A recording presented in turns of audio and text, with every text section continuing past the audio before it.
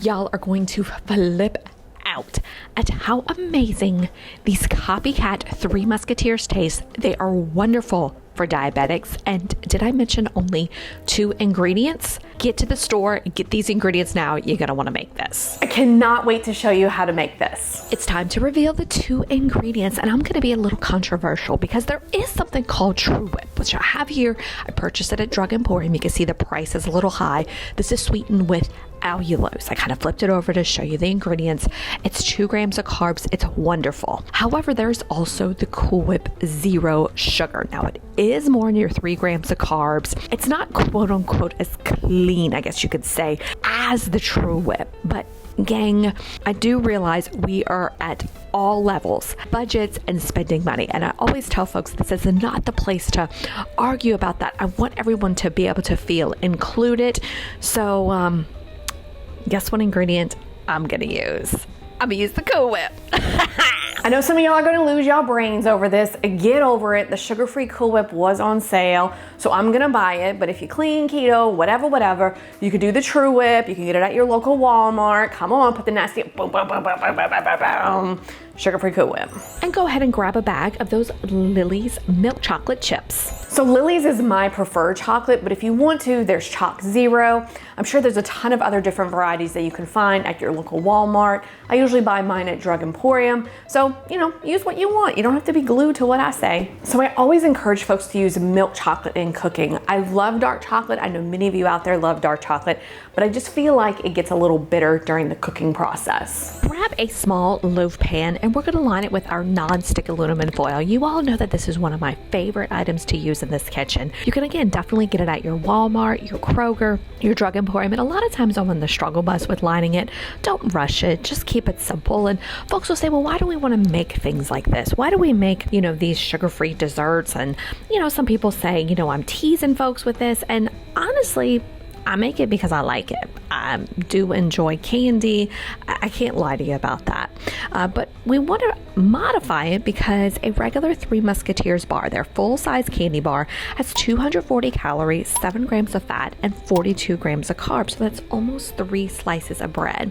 And gang, this is something that I don't make every single day. I mean, so I use this as a treat. It's super fun. We're going to go ahead and place that aside and grab a bowl. And you notice that that's Christian. Give a big old shout out to Christian. He cut the bag open. He poured the chocolate chips in. Now we're going to take this over to the microwave and we're going to microwave it in 30-second increments. It's crazy important because it's very easy for us to go, oh, let me just microwave it for a minute. Well, we don't want burnt chocolate.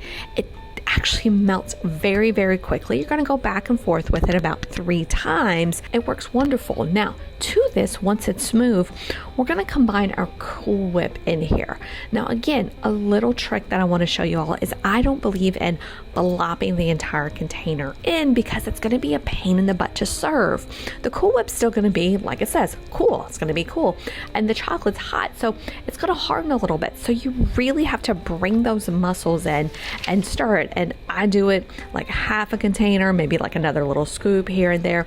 You do it how you wish. I don't advise using a hand mixer for this. I prefer to stir it, but again, this is up to you. These are your recipes and I want you to feel as comfortable as possible doing this. Once it's combined, we're going to pour it into our pan, and notice I'm using, kind of like a flat edge spatula. This may be called something specific. If it is, let me know in the comment section.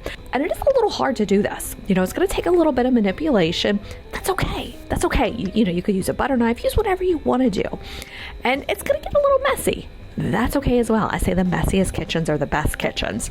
So many folks are like, your kitchen's a mess. And I'm like, yeah, because I eat in there. We're going to take this over to the freezer. We're going to freeze it for about 1 to 2 hours. Once that is done, you go ahead and take it and remove it from your pan. And you want it to have a hard kind of feeling. Now, honestly, I probably should have froze mine a little bit longer, but I was just excited to taste this. Yes, I was. And then this is where I made a boo-boo. I should have kept that spatula to cut it. I'm using a knife. You can see my fingers are getting a little sticky, a little messy.